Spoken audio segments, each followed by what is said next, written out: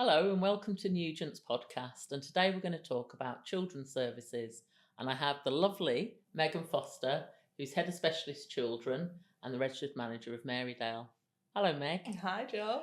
Just tell us about your journey with Nugent. Yeah, of course. So I started off as a childcare worker, so like directly with the kids in the homes, doing the day-to-day, like just caring for them, make sure they're going to school, make sure they're eating, cleaning, all that general stuff. And I'm just so interested in making sure we have positive change for the kids.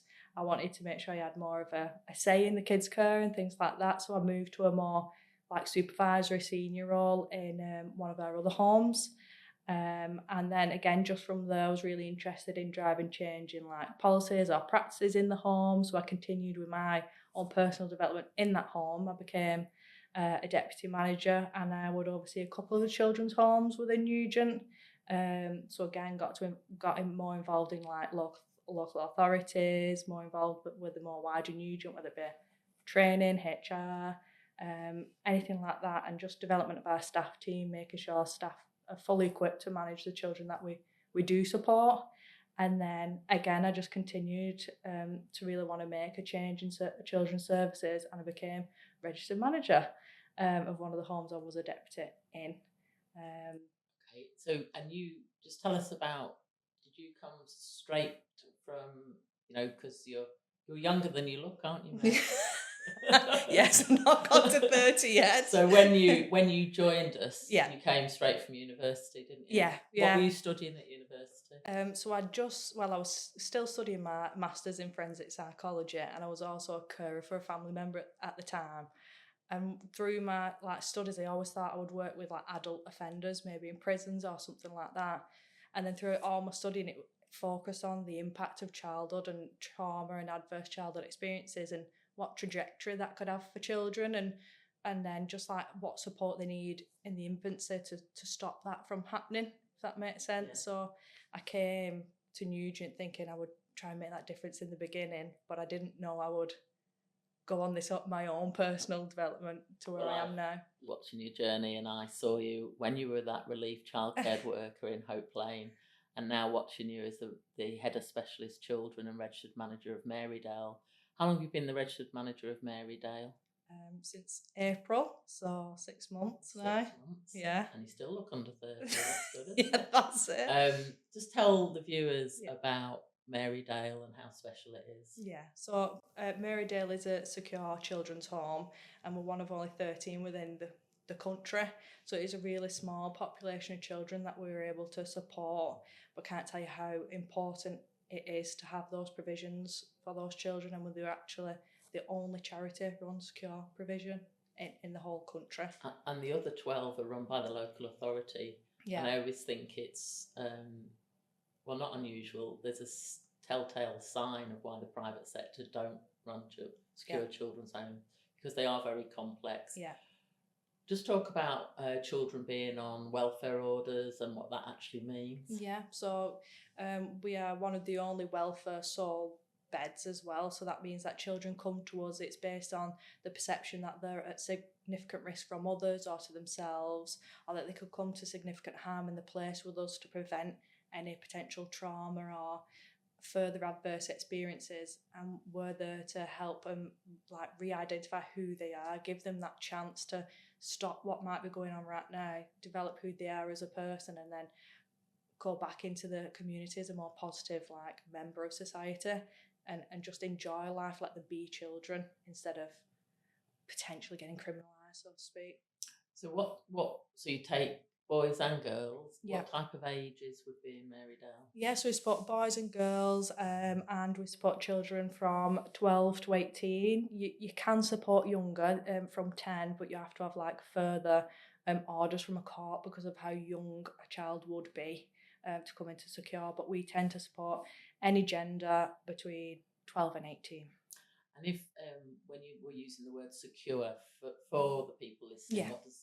What would that feel like? What would it look like? Yeah, so the building itself is secure, so we do have to have like locks on doors, for example, or we have restricted items, or movement around the building is always known by someone. There's always somebody who is in in charge of ensuring the safe operation of the home, but we try to still make it as child friendly, as homely as we can. So we still have really nice communal areas. We have a lounge, a big flat screen like TV for the kids, gardens and things like that. But there are certain elements that we have to be able to manage to keep the children safe. Could you give me an example of the type of thing some young person would be in Marydale for? Yeah, of course. So some of our children have previously been criminally exploited, so they may be involved in gangs, and it's been decided that it would be the best place for them to be physically removed from the gang so they can learn about how they came to be exploited, what exploitation is, and provide them with a different identity. A lot of time in Marydale feel if you're not given the option to change or work with them to identify who you can be outside of a gang, they'll never be able to get away from it, if that makes sense. So we give them the opportunity to understand who they are as children and get a new chance at life. So it could be gangs, it could also be children who have been sexually exploited, who need to be away from, say, family or peers or anybody like that. Or it could be a risk of like persistent missing episodes where we just don't know what is happening with our children, and it's just raising concerns with family, local authorities or anything like that. They will come to us for safety. That's good. So how long, on average, would children be in Marydale Lodge? Typically between 3 to 9 months, I would say. And it is dependent on each child. Every child comes with an individualised care plan, and we have to go on how best that child's responding to the care that they receive from us. But we also identify that being in a secure setting is not something someone can be in lifelong. They need to learn how to manage the outside world again. And it's in that time we'll equip them to manage them in better ways moving forward. And you have a whole multi-agency approach. So just explain to the viewers the different services we also have in Marydale. Yeah, so we have care, which is like all the support staff that run the day-to-day with the kids and make it feel like home. And then we have an education team. So in Marydale, we have a full education department, teachers, learning enrichment coordinators, and we have all classrooms set up. So we've got like a mini school within the building. And we also have a health team who, whether that be physical health, mental health, anything like that, all the children's needs health-wise are met within that building.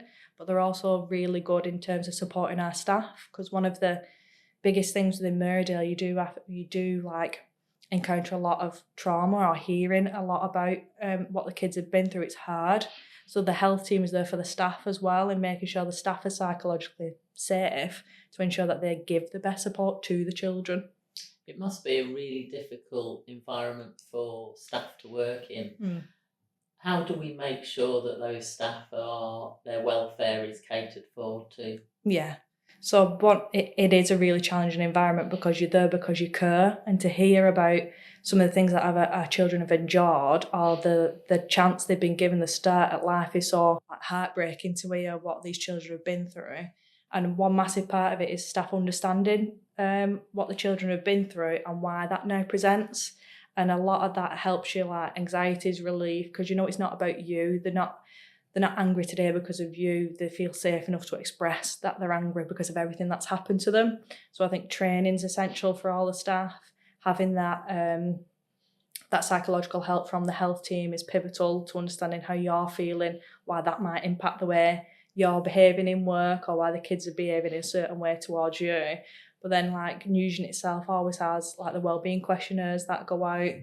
We have a real focus in Marydale about wellbeing of staff, whether it be the staff room, whether we have away days, whether we just have those like little recognition things so people see that we do see how hard this can be, and we do know you all care and we're here for you as well. Do you know what I mean? And you see, together we discuss some of the most difficult challenges, but there's also a lot of fun at Marydale, and I always think it's both ends of the spectrum at Marydale. Just talk about some of the fun stuff for staff and young people that happens. Yeah, definitely. So as you say, you do get them amazing days with the kids where you actually see them be children, and it's the most amazing thing ever. Like in summer, just been, we had a pool or slip and slide, and seeing them having like competitions with the staff team of who can get the furthest on the slip and slide, or whether we've done artwork and they're all stood waiting to be voted who did the best, or like we do like come down with me's where they pick, one team will do the starter, one will do the main. And we have an assembly every Friday where people get student of the week or student of the month, health team of the month. And to see them stood there, they pretend they're not bothered. But when you see them stood there with a certificate and they're like, because they've won, but they can't admit that the buzzing that they've got for what could be the first time in their life, an achievement to say, this is how well you've done in your week. In the how long did you say you'd been there now? 6 months. So in the last 6 months, that seems to have gone really quick. Does it feel longer than that? What's been your greatest achievement? That's a tricky one, that, Wasn't isn't a it? question I preempted. No, it wasn't. My greatest achievement, I think, potentially my knowledge and what I gained from my studies, hearing that transfer in the staff and the way that they speak to the kids, the way that they document about the kids, the outcomes that generates with the kids. Like, we've had such an amazing transition from the home now, where one of our children has for the first time ever stated how well he feels he's done with us. Just being able to see that in a child has been feels like my biggest achievement, to know that I've helped that child get there. I always think it's the most greatest achievement when children respond well and tell them the difference you and the team have made in their life. Just moving on to Imagine Our World and Nugent's new strategic plan about creating a lifelong pathway of support. What would that pathway look like and has looked like for children that have been in Marydale Lodge? Yeah, so when children are getting ready to leave Marydale Lodge, they get given like a date where they can move out by. And at that point, when we know this, we'll link with our children's homes, our other children's homes managers and so on, and let them know that this is our young person, this is all the amazing strengths they have, and this is why we think they'd be best placed with yourself. We all have a shared vision of safeguarding, shared vision of well-being and psychological and like informed practice with the team. So to be able to keep a child with us and kind of model them same behaviours and consistencies is essential for that child to continue its development. So when we move from secure to one of our open provisions, they're already secure in knowing these people understand me, these people get me, they know what journey I've been on. They don't see me as a child who's been insecure or feel anything negative about it. They literally come from us into one of our open provisions, and then that can either continue to another of our open provisions, or they may go into our adult services. They can literally be with us through the whole life journey in varying supporting capacities. And I think it's people who've supported talk about having to repeat their story and relive that trauma because they're going to new providers and provisions. So I think where appropriate, having that lifelong support will mean that somebody's doesn't have to keep reliving their trauma. I just want to talk about some children that have been in Marydale have we think we're not going to say the names today, but we know children who've had 30 plus different placements of different homes before they've come to us. So what does that stability mean for a young person? When a child can actually view the consistency and the security of a placement, they can finally let like walls down that they haven't before. So just one young person particularly coming to my mind, she'd been with us, been through several different placement breakdowns, got to Marydale, and I remember one of the very first things that she was saying to people after incident after incident after incident, and then they finally got to the point and said, what is going on? Why is this happening? And she basically said, if I show you my worst, I know you'll stay at my best. And for a child to have to see if they can push you away enough that you will do what they inevitably think will happen is for you to leave is heartbreaking. And she saw that no matter what she did, we were going to turn up day in, day out, because we genuinely cared about her. And at that point, it was like something just flipped, and she realised that, they actually do care, they want me, they want the best for me. And then she started buying into therapeutic work, into education work, and seeing that even when I have these blips, coming back tomorrow, we don't expect the kids to be perfect. we're not. No. So Well, Meg isn't. no, I'll dispute that one. I'm joking. But I think I'm seeing that consistency, safety, security. It's that them innate needs that you get as a child. They miss that with family potentially, and we replace that or try to. And then when they can see that we are so invested in them progressing and next steps, it's not about containment, it's what we can do for them. And then when we get to that point and they see like, well, I'm almost handing the baton to our open provision and really advocating for what's best for them, they see that we don't want them to fail. We've got all the best interests. We actually see that child for them now, and it gives them the best start for the next step, if that makes sense. Yeah, absolutely. And we could think of lots of children and young people who have really flourished in that environment and gone on to be really successful young people in the community. Yeah. So my hat's off to you and the team, and for all the work you've done. Yeah. So thank you very much. Thank and you. That's our podcast on specialist children and Marydale Lodge. And coming up shortly will be a feature on CSE, criminal exploitation and sexual exploitation. Thank you.